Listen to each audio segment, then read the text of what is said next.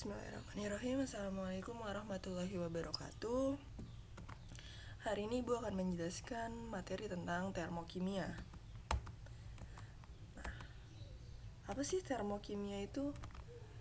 Jadi, termokimia itu kan berasal dari kata termo atau energi panas atau kalor. Dan yang kedua itu adalah kata kimia atau nanti dia akan berhubungan dengan reaksi kimia. Nah, energi kalor ini dia itu bisa mengalami pelepasan energi. Contohnya kayak gimana? Misalnya ketika kita lari nih udah sampai 5 putaran tuh kan pasti kalian udah capek tuh ya. Bu, saya tuh udah habis nih Bu, udah lelah banget, udah capek. Nah, itu kan berarti terjadi proses pelepasan energi kayak gitu. Nah, terus keadaan yang kedua itu energi kalor ini juga bisa mengalami penerimaan energi. Jadi energi itu bisa dilepaskan, juga bisa diterima. Contohnya kalau diterima kayak gimana, Bu? Nah, contohnya misalnya nih, kalau saat pandemi kayak gini, itu kan banyak yang nyaranin untuk berjemur di pagi hari, ya kan? Nah, karena ketika pagi hari nih, itu kan terjadi perpindahan energi kalor matahari ke dalam tubuh kita. Jadi ketika kita berjemur terjadi proses penerimaan energi karena kita ngerasanya juga lebih sehat kayak gitu kan. Terus yang kedua, kalau misalnya di sini kata kimia itu kan berhubungan dengan reaksi kimia. Nah, reaksi kimia sendiri di sini kalau pada bab termokimia itu nanti akan menjelaskan bagaimana cara untuk menghitung energi kalor. Terus juga di reaksi kimia ini juga kita akan mengetahui mengapa sih reaksi kimia itu dapat melepaskan atau menyerap energi kayak gitu. Itu gambaran umum secara umum tentang termokimia. Nah, selanjutnya Ibu juga akan menjelaskan tentang sistem dan lingkungan. Apa itu sistem? Jadi sini ada sistem, terus si lingkungan. Kalau kalian perhatikan, sistem ini adalah pusat atau segala sesuatu yang menjadi pusat perhatian dalam pembelajaran perubahan energi. Nah, contohnya misalnya kalau dalam percobaan itu nanti akan yang kita jadikan pusat perhatian adalah si reaktan dan produknya. Jadi kalau misalnya kita nyampurin zat A sama zat B, zat A zat B inilah yang akan menjadi pusat perhatian kita kan. Nah, kalau lingkungan sendiri itu adalah hal-hal yang ada di luar sistem yang membatasi sistem. Contohnya kayak gimana? Suhu, tekanan, kelembapan, lain-lain itu contoh dari lingkungan kayak gitu. Jadi hal-hal yang di luar sistem. Nah, lanjut contohnya kayak gimana? Contoh sederhananya misalnya kita manasin air nih. Nah, yang jadi pusat perhatian kita itu adalah airnya udah mendidih atau belum kan? Nah, jadi proses pendidihannya itu adalah si airnya ini yang menjadi pusat perhatian kita. Nah, air yang mendidih ini adalah si sistem. Sedangkan lingkungan yang ada di luar sistem kayak misalnya suhu pada saat memasak air atau tekanannya, misalnya kita masak di gunung atau masak di bukit atau di gurun Sahara misalnya, itu kan pasti akan mengalami tekanan yang beda, kelembapan yang beda. Nah, ini menjadi faktor lingkungan. Jadi lingkungan yang di sini adalah yang dimaksud di luar sistemnya itu seperti itu. Nah, sistem sendiri itu terbagi menjadi 3. Yang pertama itu ada sistem terbuka. Nah, sistem terbuka itu contoh sederhananya misalnya kita melakukan reaksi kimia dalam tabung terbuka. Jadi nggak kita tutup nih tabungnya. Nah, di sini si sistem di sini kan berarti yang kita perhatikan adalah si materinya. Nah, materi di sini dia bisa mengalami perpindahan materi. Jadi kalau misalnya dia menghasilkan gas misalnya, berarti dia bisa mengalami perpindahan, bisa keluar nih gasnya. Terus dia juga bisa mengalami perpindahan kerja. Sistem ini bisa mengalami perpindahan kerja ke lingkungan. Maksudnya kayak tadi. Jadi si misalnya reaksi ini bisa menghasilkan gas, nah gasnya ini bisa berpindah keluar kayak gitu. Itu berarti dia menghasilkan kerja. Terus panas dari luar di sini juga bisa mengalami perpindahan kalau misalnya dalam keadaan sistem terbuka. Jadi kalau dalam keadaan sistem terbuka, panas dari luar ini atau dari lingkungan bisa mengalami perpindahan kalor. Jadi kalau misalnya pun di sini dia bisa menghasilkan kalornya juga bisa mengalami perpindahan keluar kayak gitu. Terus lingkungan juga pasti akan masih berpengaruh ke dalam sistem berikut kalau dia dalam keadaan terbuka. Jadi dia bisa mengalami perpindahan energi, terus dia ciri-cirinya, terus juga dia bisa mengalami perpindahan materi, terus juga bisa mengalami perpindahan kerja. Ini ciri-ciri dari sistem terbuka. Nah, kalau sistem tertutup, contoh sederhananya kalau misalnya di sistem tertutup ini kita memanfaatkannya dalam rumah hijau, atau biasanya kita disebut juga rumah kaca kali ya. Jadi supaya tanaman-tanaman itu tetap bisa mendapatkan energi dari luar, tapi dia tidak mengalami perpindahan materi. Biasanya dia dikurung tuh kan, pakai kurungan hitam gitu kalau di petani-petani gitu.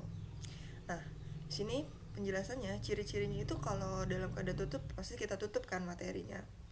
Nah, si materi ini dia tidak bisa mengalami perpindahan keluar. Jadi materinya itu tidak bisa berpindah keluar. Terus dia masih tetap bisa mengalami perpindahan kerja. Nah, terus di sini dalam keadaan sistem tertutup, energi dari luar itu masih bisa mengalami perpindahan. Jadi misalnya ada panas dari luar, itu masih bisa kita rasakan gitu ya di dalam materi ini. Jadi dia masih bisa mengalami perpindahan energi, atau di sini panasnya masih bisa terasa. Jadi kalau kita pegang kan tabungnya masih terasa panas.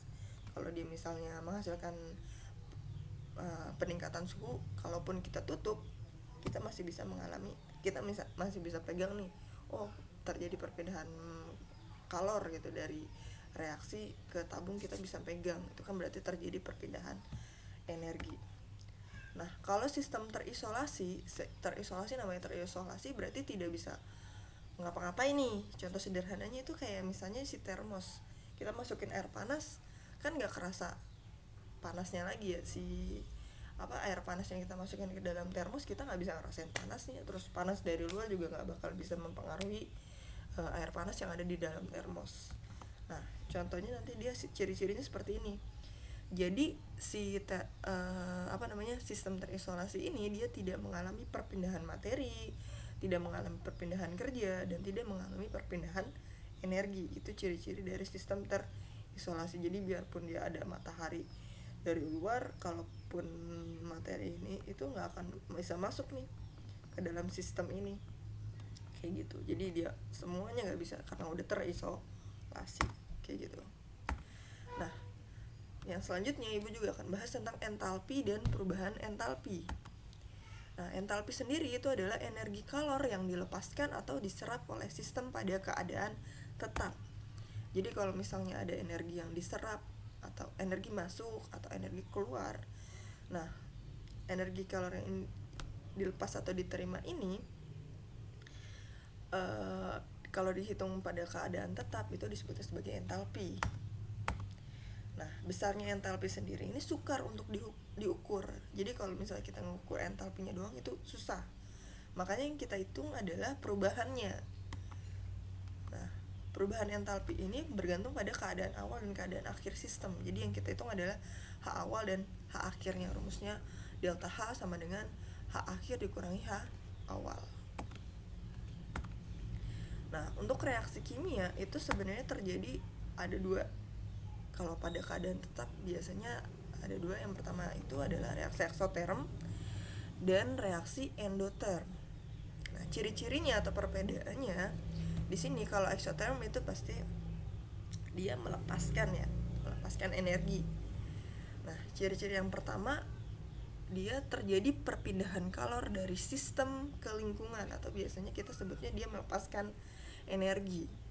Nah, kalau endotherm terjadi perpindahan kalor dari lingkungan ke sistem, atau istilahnya dia menerima energi. Nah, reaksi eksoterm ciri-ciri keduanya, delta H-nya itu kurang dari 0 atau bertanda negatif. Ini juga harus kalian perhatikan. Kalau tanda delta H-nya negatif artinya dia melepaskan energi, atau dia mengalami reaksi eksoterm. Terus kalau delta hanya positif, artinya dia reaksinya adalah endotherm atau menerima energi kayak gitu. Nah, terus di sini untuk diagram tingkat energinya, kalau kalian perhatikan pada reaksi exotherm itu karena dia delta hanya negatif, artinya di sini nanti reaktannya nilainya akan berkurang. Jadi reaktannya posisinya hanya di atas, produknya di bawah, delta hanya jadi negatif. Jadi misalnya di sini kan kalau kita bikin diagram pasti mulai dari 1, 2, 3 gitu kan.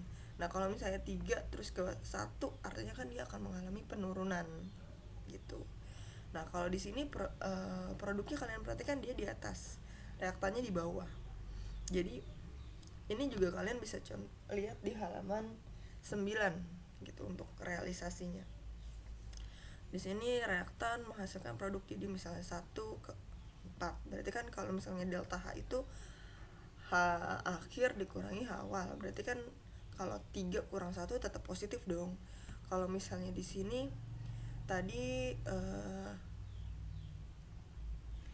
nanti kalau misalnya reaktannya H akhirnya misal produknya ada di bawah nih, 1 dikurangin 4, berarti kan nanti harga delta H nya pasti otomatis negatif kayak gitu.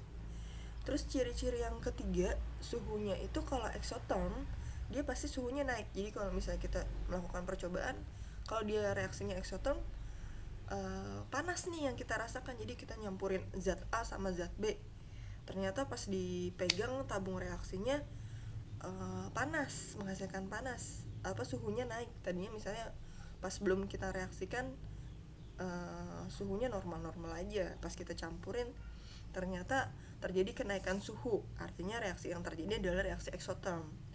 Nah, kalau misalnya reaksi endotherm yang tadinya suhunya tinggi atau normal, nanti dia cenderung lebih dingin. Jadi kalau kita reaksikan misalnya pelarut urea dalam air, nanti si urea ini kita masukin air nih. Nah, itu kalau kita rasakan itu tabung reaksinya nanti akan lebih dingin kayak gitu. Ini kalau ada percobaan mungkin kita coba, tapi karena kita itu jadi kita skip dulu.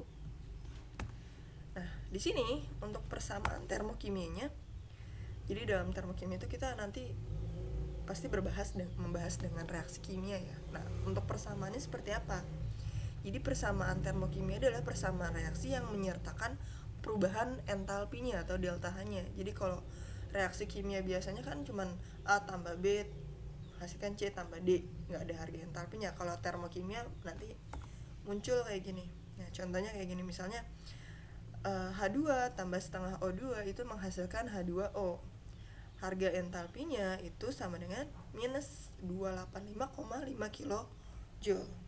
Nanti kalau dalam termokimia harga entalpi sini kalian harus menuliskan harga negatif atau positifnya, karena nanti di sini kita akan tahu si reaksi ini mengalami reaksi exotherm atau endotherm atau delta H-nya ini energinya melepaskan atau menerima kalor kayak gitu. Kalau negatif berarti dia melepas kalor kayak gitu. Nah, di sini juga sama, jadi 2H2 ditambah O2 menghasilkan 2H2O.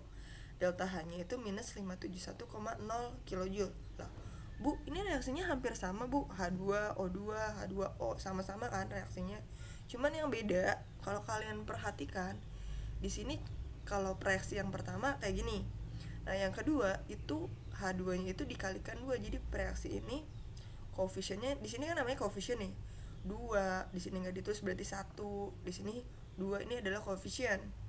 Nah, kalau misalnya tadi reaksi yang awalnya kayak gini, terus ini kan berarti 1 mol H2 ditambah setengah O2. Nah, kalau dikalikan 2 koefisiennya, si delta H-nya di sini juga harus kalian kalikan 2. Jadi minus 285,5 dikalikan 2 itu hasilnya adalah minus 571,0. Jadi kalau koefisiennya dikalikan 2, harga delta H-nya juga harus dikalikan 2. Kalau misalnya di sini 3 gimana? Berarti harus kalikan 3 juga. Berarti 3 kali minus 285,5 kayak gitu. Nah, nilai perubahan entalpi itu juga dipengaruhi oleh wujud zatnya. Jadi kalau wujudnya beda, nih misalnya di sini ibu punya reaksi kayak gini, Ini kalau kalian perhatikan itu sekilas mirip, ya kan? CH4, 2O2, CO2, H2O. Di sini juga CH4, 2O2, CO2, H2O. Nah, cuman kalau kalian perhatikan H2O di sini itu yang pertama dalam fase cair atau liquid. Kalau yang kedua di sini dia fasenya gas, H2O yang dihasilkannya. Nah, ini juga nanti akan mempengaruhi harga perubahan entalpinya. Jadi kalian kalau dalam persamaan termokimia itu wajib menuliskan fase gas atau cair atau aqueous kayak gitu. Jadi reaksinya harus ditulisin semuanya lengkap kayak gini. Karena nanti akan mempengaruhi harga entalpinya itu ya. Nah, selanjutnya ada perubahan entalpi standar atau lambangnya adalah delta H0. Nah, perubahan entalpi standar itu adalah perubahan entalpi yang diukur pada keadaan standar, suhu 298 Kelvin dan tekanan 1 atm. Jadi kalau keadaan standar tuh berapa sih? Berarti suhunya 298 Kelvin, tekanannya 1 atm. Itu yang harus kalian ingat ya. Nah, terdapat berbagai jenis perubahan entalpi standar. Nah, jadi ada beberapa jenisnya nih entalpi standar. Nah, yang pertama itu adalah perubahan entalpi pembentukan standar. Pembentukan ya. Pembentukan itu berarti delta HF. Nah, perubahan entalpi pembentukan standar atau delta HF ini adalah perubahan entalpi dari suatu reaksi pada pembentukan 1 mol zat dari unsur-unsurnya pada keadaan standar. Pembentukan 1 mol dari unsur-unsurnya dalam keadaan standar, berarti di situ delta HF. Nah, nilainya itu sudah ditentukan. Kalau dia sudah dihitung dalam keadaan standar, berarti kan biasanya dia diukur pada percobaan dengan suhu 298 Kelvin dan 1 atm. Ini biasanya ada di tabel atau misalnya di soal sudah ada. Nah, untuk informasi, adapun harga delta HF itu bisa bernilai 0 kalau dia itu adalah unsur bebas. Unsur bebas itu kayak gimana sih? Ibu udah sering jelasin unsur bebas itu adalah unsur monoatomik dan poliatomik. Monoatomik itu berarti dia yang sendirian, misalnya karbon padat sendirian, besi padat sendirian, H+ dalam keadaan larutan sendirian. Nah, ini semua yang sendirian kayak gini mono.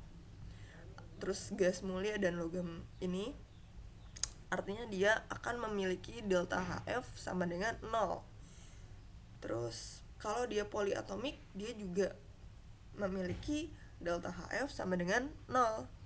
Kayak di sini ada unsur halogen ya kan, Cl, Br, I.